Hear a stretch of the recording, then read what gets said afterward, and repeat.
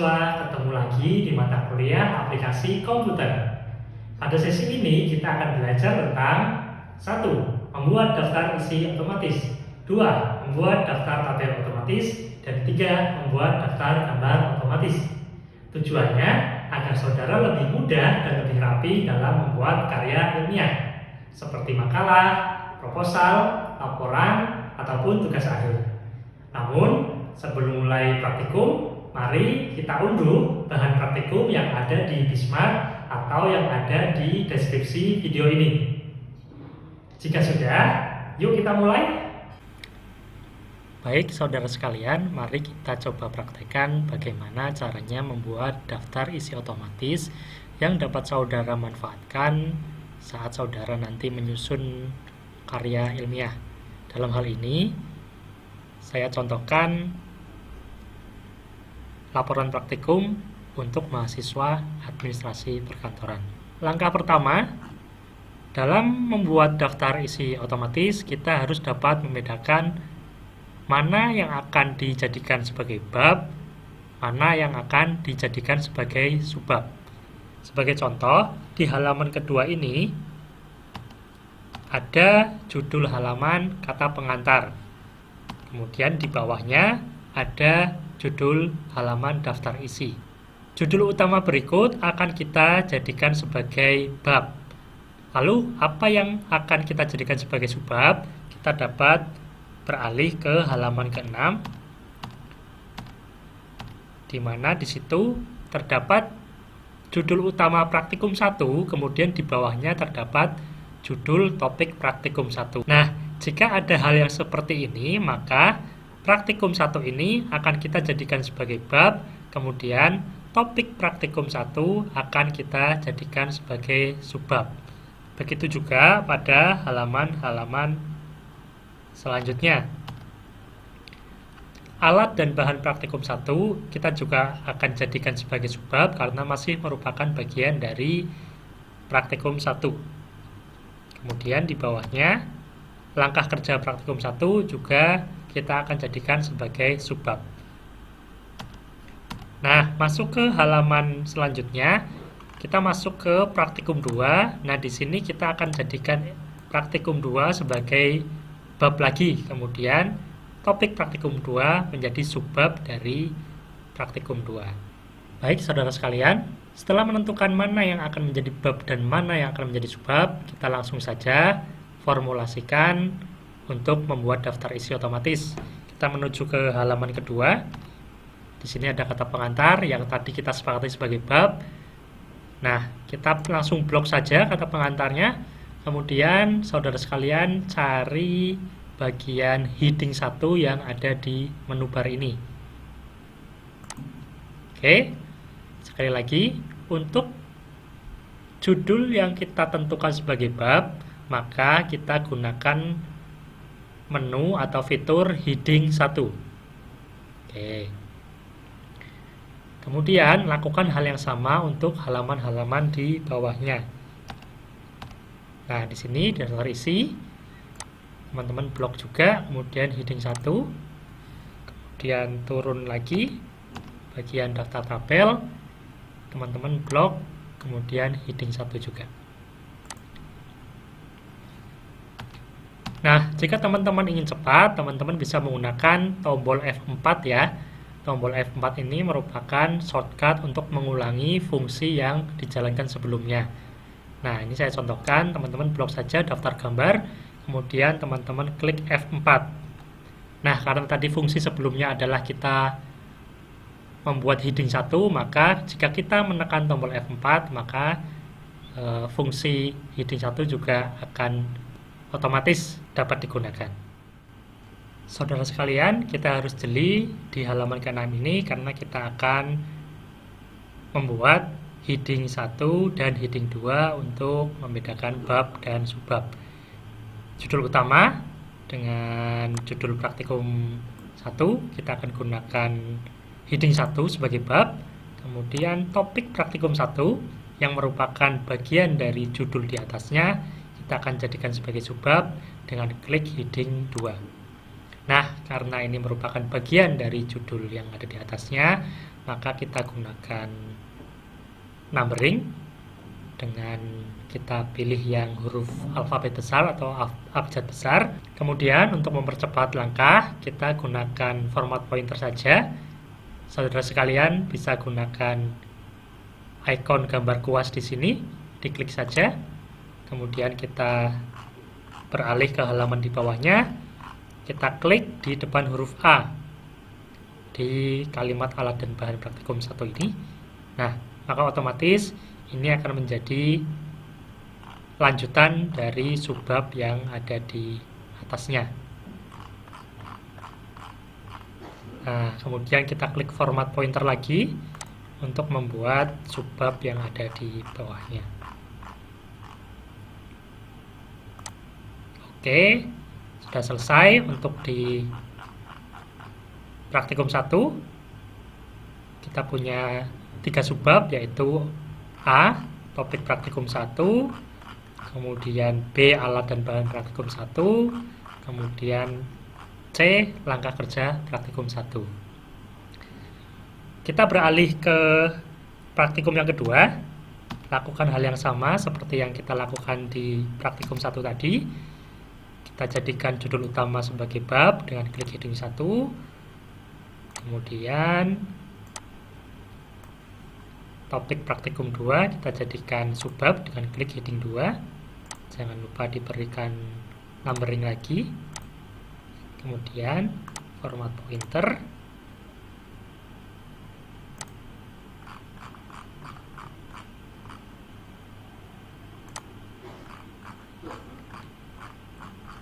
Oke, ini format pointer lagi. Kemudian kita klik yang langkah kerja ini. Nah, untuk yang terakhir, daftar pustaka ini kita akan jadikan sebagai bab tentu saja ya. Kita gunakan heading 1. Baik, saudara sekalian, kita sudah selesai untuk memformulasikan mana yang tadi kita pilih sebagai bab dan mana yang kita pilih sebagai subbab. Maka kita akan lanjutkan lagi untuk langkah selanjutnya, yaitu kita akan memunculkan daftar isi otomatisnya dengan beralih ke halaman daftar isi di halaman ketiga kalau tidak salah.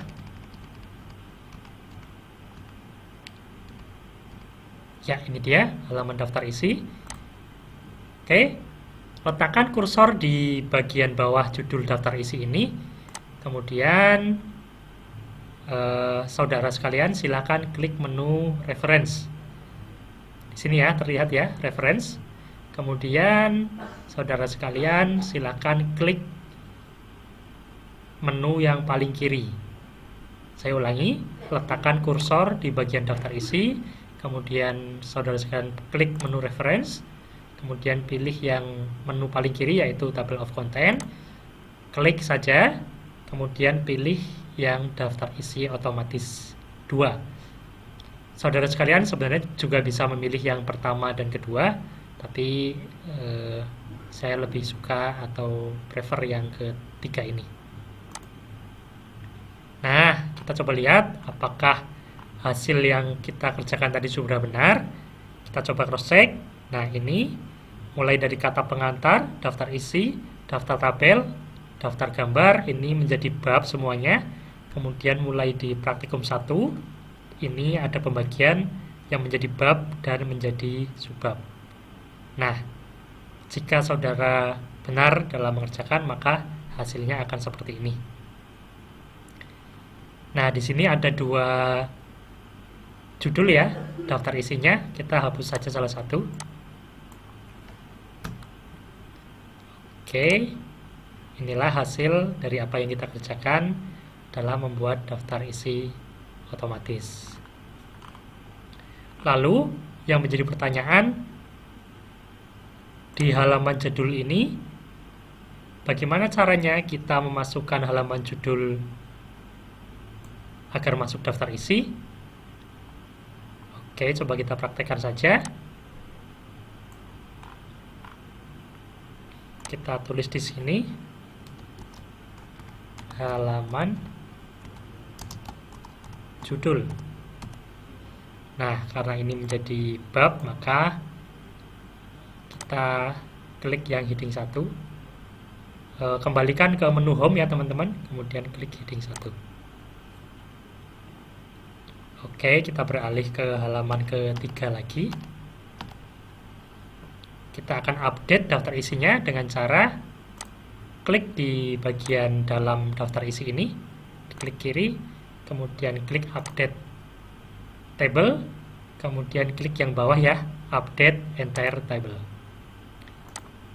Klik. Nah, di sini sudah muncul halaman judul yang berada di halaman 1. Nah, karena di sini halaman judul seharusnya tidak tercetak halaman judulnya, maka kita butuh sebuah trik di sini. Kita akan samarkan tulisan halaman judul ini agar tidak terlihat atau tidak tercetak saat di print. Sebelumnya kita samakan dulu dengan yang lain. Ini menjadi huruf besar semua. Kemudian kita coba samarkan warna teks ini dengan warna putih. Ini sebuah trik agar halaman judul masuk ke daftar isi, tapi tidak mengurangi estetika atau kerapian saat ditampilkan atau saat akan dicetak nanti.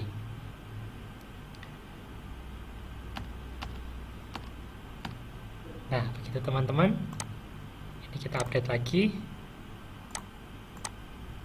Nah, ini sudah menjadi huruf besar semua ya. Langkah selanjutnya, teman-teman tinggal merapikan saja untuk ukuran dan jenis huruf yang akan dipakai. Umumnya untuk judul menggunakan Times New Roman 12 atau 14, kemudian diletakkan di tengah atau center, kemudian di bold. Jangan lupa warnanya dibuat warna hitam. Tidak harus Times New Roman, teman-teman juga bisa menggunakan font yang lain seperti Arial dan sebagainya. Silakan lakukan hal yang sama untuk semua judul yang ada di bawahnya.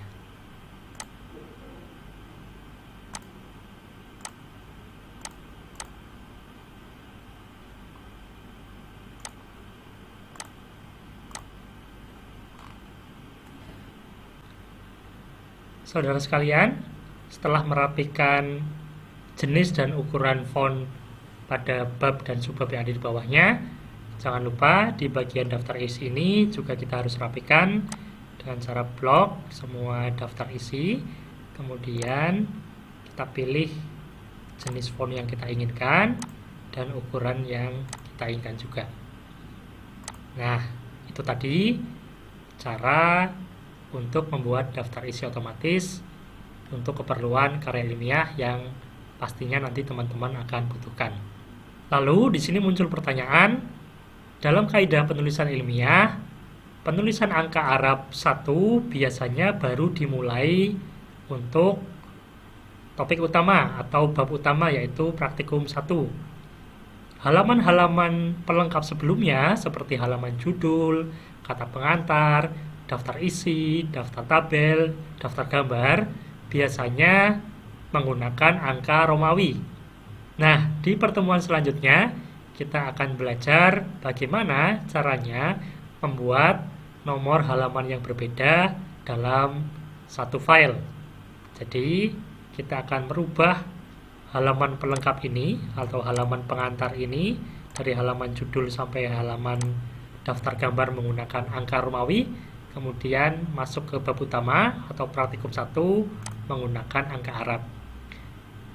Kita akan bertemu di pertemuan selanjutnya. Semoga video ini bermanfaat dan dapat diikuti untuk mempraktekkan membuat daftar isi otomatis. Sampai jumpa di perkuliahan selanjutnya.